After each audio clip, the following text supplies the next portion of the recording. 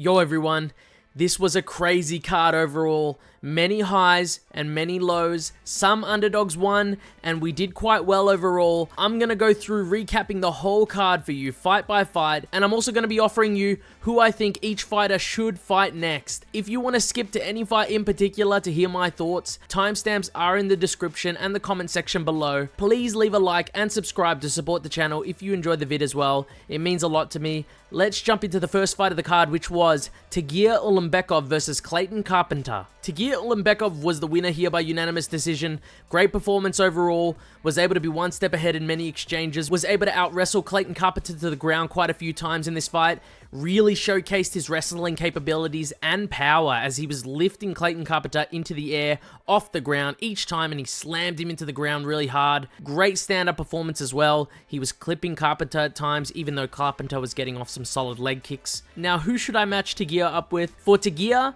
definitely deserves someone up the rankings now. I really think someone like Tatsuro Taira would be an interesting matchup for Tagir. Tagir didn't take much damage, maybe could turn around in the next 3-4 months to fight someone like Tatsuro Taira, so pretty keen for that matchup. And as for Clayton Carpenter, maybe someone still under the top 15 like a Mateus Nicolau, or someone who's coming off a win as well like a Carlos Hernandez wouldn't be too bad either. Both winnable matchups for Clayton, but definitely needs to improve on his striking defense, man. Saw a lot of holes in this fight. But moving on to the next fight of the card, we got Ricky Turcios versus Benardo Sopaj. So Benardo Sopaj gets the victory in this one. I did have it in my confident picks list as well. He definitely was just one step ahead of Ricky Turcios in this fight. He hit him with a lot of massive shots, and he rocked him a few times in this fight, to be honest. So definitely needs to work on that gas tank though. He was sucking in air very hard in the third round, and against tougher opponents, they will make you work for the win, and they will take the win from you if you aren't careful. As for who I'd like to see him verse next, at 135, honestly, just give him another person that was on this card in Rinya Nakamura. So timing makes sense. Rinya needs to show a better performance to get some higher level competition, and although Sopaj didn't get the finish, the fight was exciting. He was really rocking Ricky Turcios in this fight. That's a good matchup, very winnable for both guys. As for Ricky Turcios, he really has been looking a little awkward in his fights. He's got the heart, and he's quite gritty, but he just has a lot of bad matchups in the division right now. I'd give him someone like a Ramon Taveras. Sort of hard to match make dudes who are down the division and also coming off a couple of losses, but that's probably the fight that I would make, and the timing is good for both. On to the next fight in Rinya Nakamura versus Muin Gafurov. Muin Gafurov gets it done and takes the undefeated record away from Rinya Nakamura. So like I said earlier, I spoke about Rinya Nakamura, so you would have already known he lost. It's the first pick of the card I got wrong as well, and it was unexpected. He really was a big favorite. I really thought that Nakamura would go for more takedowns against someone like Muin Gafurov. It really made no sense. Muin just kept clipping him over and over and over again on the feet.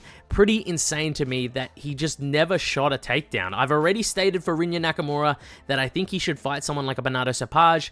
So in terms of the winner in Muin Gafurov, maybe someone like an Adrian Yanez, who's close to the rankings, would be a pretty good fight. Not too bad of a fight for him. Exciting matchup. Great stand-up fight. I would love to see that. I'm going to move on to Carol Rosa versus Ailin Perez. Fantastic performance and fantastic post-fight celebration from Ailin Perez. Just had to put that out there. Very dominant performance. Out-wrestled her massively in this fight. Glad I took her as a moderate underdog. Definitely keen to see who they match her up against next. In my opinion, they should match her up with someone like an Irene Aldana. Both have beaten Carol Rosa, but Irene Aldana is coming off that loss to Norma Dumont. So I think this would be a perfect matchup for Perez. I think she could win this fight. As for Carol Rosa, she's mostly been winning one and losing one against top competition so far. So I would probably give her someone like a Jacqueline Cavalcanti for her next fight. The women's bantamweight division, I'm not going to lie to you, isn't very deep for talent, and I'll admit that to you looking through the rankings. Moving on to Grant Dawson versus Carlos Diego Ferreira. Great win from Grant Dawson here, clear victory, and mostly just stuck to what his strength was, which was offensive wrestling and top pressure control. Probably one of the best pure grappling wrestlers in the division right now. Definitely has some holes in his striking. That needs to be a big focus in his next training camp. But as for who I'd like to see him fight next, he called him out in the post-fight interview, and that person is Beneil Dariush. And I think that fight makes a lot of sense right now. Perfect step up in competition, and he gives Beneil a solid opponent. And as for Diego Ferreira, give him someone like a Jared Gordon. Gordon deserves a slightly higher ranked opponent since he's been facing a lot of robberies in recent years, and they aren't too far away from each other in the rankings, and I think that would be a pretty good fight. So that's the fight to make. Moving on to Bogdan Guskov versus Billy Elekana. Now, watching this fight live, I didn't even know which way this was going to go. Bogdan was able to get the victory here in the second round, but Billy Elekana had him in really deep trouble on the ground for the majority of the first round. Like, Bogdan did finish this one in the second round, but he only got on top towards the end of the first round and then sort of broke a tired and hurt Billy Elekana going into the second, and he was able to snatch up a guillotine and submit him. I want to see Bogdan fight someone higher ranked, and I believe Volkan Oezdemir makes sense and would be a sick fight to see go down. And as for Billy Elekana, it wasn't the worst performance. It was actually pretty decent, and for a very late notice UFC debut, I think he could still fight someone decent, but just outside the rankings, just to see if he can still hang with some of the tough guys in the division. I'd like to match him up against someone like a Vitor Petrino, tough dude who's coming off a couple of losses himself. Would like to see this matchup. Moving on to Zachary Reese versus Azamat Bekoev. Now, guys, to give Bekoev credit, he did just take Zachary Reese down and knock him out cold in the first round. So very impressive performance. I can't ignore it. Very flawless. Didn't get hurt. And I think an Andre Petrosky would be a good matchup to see how he can fare against another wrestler with decent striking. Good ranking on that opponent as well. I think that's a pretty good matchup. Sad for Zachary Reese. Hard to see a man get knocked out like that. It's very tough. He has looked solid in other fights though, but I think he's a finish or be finished type of fighter here, and I want to see him versus someone pretty decent, but I'm just worried for him right now. I'd rather see him get some recovery, I'll be honest. But if he does fight someone else, Tresean Gore fits the bill. Tough opponent, but would like to see how he can deal with another person trying to get the takedown. So that's the fight to make. Moving on to Payton Talbott versus Raoni Barcelos. Now, Raoni Barcelos gets the biggest upset here. Great win for him. This is a pretty obvious fraud check, pretty much the fraud check of the year, obvious fraud check of the year, but this might be one of the biggest and most genuine fraud checks I've seen for a while, and I really don't like the term fraud or the term fraud check, but it just seems really fitting here since he was such an overwhelming favorite and he was undefeated. As for who he should fight next, give him someone decent but no one ranked, like a John Castaneda. Payton really needs to prove with a big performance that he's ready for the big time at this point. As for the winner in Raoni Barcelos, fantastic win. Give him a solid fighter in Pedro Munoz. I think that would be a great. Two veterans fighting each other. That's a fight to make. Moving on to the main card in Kevin Holland versus Reinier de Ridder. This is another fight I'm a bit disappointed in, Kevin Holland. I didn't think this fight was going to end in the first round by sub, and I definitely didn't think de Ridder was winning this fight. Kevin disappointed me big time, but I can't take anything away from de Ridder's great win and great performance. Unfortunately, we still don't really know too much about de Ridder just because of how quick this fight was, and I'd like to see him in a bit more of a scrappy fight, a bit more competitive fight. As for who he should fight next, I really think they're pushing de Ridder for the high rank in the division, and I think if they want him to fight someone high ranked in the division, give him someone like a Marvin Vettori who's been out. I think that would be a great opponent. I would like to see if he can beat Marvin Vettori. As for Kevin Holland, please go back to welterweight and fight someone like a Neil Magny. He needs to get some momentum back and win one match because this was a pretty bad loss. That's who I would match him up against. I think that's a very winnable fight for him. Moving on to Jailton Almeida versus Sergey Spivak. Jailton gets it done. Very close, back and forth, scrappy, crazy fight that if Spivak was slightly better in with his ground and pound, he might have gotten Jailton out of there. But Jailton hung in, was able to reverse positions multiple times in the first round and get the finish. It was a very impressive performance. I think give him Sergey Pavlovich. He deserves another chance at the big dogs. He deserves another chance at the big dogs in the division, and everyone else is taken or out right now. So I think that's the fight to make. As for Sergey, give him Rosenstruik. I think that's a solid opponent that's just below him in the rankings. I think that's the fight to make. That's it for that.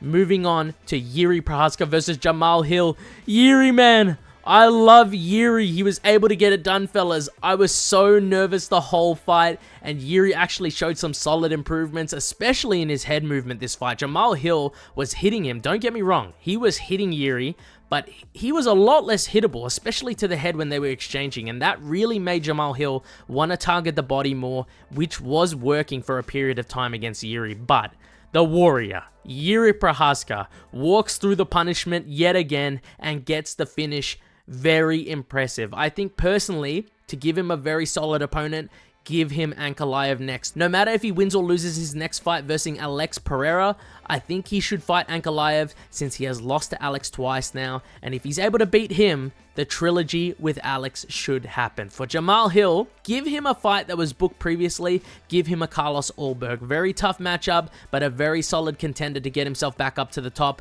That's a respectable win. That's the fight to make. Moving on to the co-main event of the evening. Merab Dvalishvili versus Umar Nurmagomedov. Crazy fight. I think Yuri and Jamal Hill should have gotten fight of the night, but still, this fight was solid, man. I thought Umar would get this fight done, but Merab is literally an unstoppable force when it comes to his cardio. He only ramps up in the fight. Literally insane. And with this win, I think Merab should qualify himself as the greatest bantamweight of all time. His resume is literally insane right now. So many former champs, undefeated fighters, tough competition. I can't even name them all. As for his next fight, they wanted to do the Sean O'Malley rematch before. Just let him do it at this point. Everyone else is either coming off a loss to Merab, like a really bad loss, or they are coming off a loss against another opponent. So it's hard to see anyone fighting Merab. At least Sean's fight was sort of semi-close in some people's minds, and they did have the plans to run it back. So give him that fight. As for Umar, give him the Piotr Yan fight. I would honestly pay big money to see a fight like that. Please book that fight, the UFC. That would be insane. Moving on to the main event in Islam Makhachev versus Renato Moicano. Islam finishes Renato Moicano in the first round via submission. Insane, guys. I really feel bad for Moicano. I love Moicano. Took the fight on short notice and couldn't get anything going. At least both guys didn't take much damage, and they can fight again sometime soon without taking too much time off. I'd like to see Islam fight Arman realistically, but Dana White spoke about it just recently, just after the fights, and he seemed to say that they won't be giving Arman another chance at the title without fighting someone else before it. This is just because he didn't seize the opportunity. It sort of seems like the company's punishing him. If that's true, just move up and fight Bilal at this point. Nothing is really left for him to prove in the division, and he talks about the second belt all the time, so now could be the time to do it. He hasn't taken much damage, and I think that fight is more than winnable for him. As for Moicano, I believe he should still get a solid opponent in the rankings, since he did the company a favor and took the fight on 24 hours notice and pulled out of the Beneil Dariush fight. Give him a fight that would sell like the fight with Michael Chandler. That would be an exciting fight, or a fight with Paddy Pimblett, and I would definitely pay money to see that go down. Anyways, guys, that wraps up our recap and matchmaking for UFC 311. What did you think of the card and my matchmaking suggestions? Let me know in the comments below. If you enjoyed this breakdown, don't forget to smash the like button and hit subscribe for more MMA content. Thanks for watching, and I'll see you guys next time.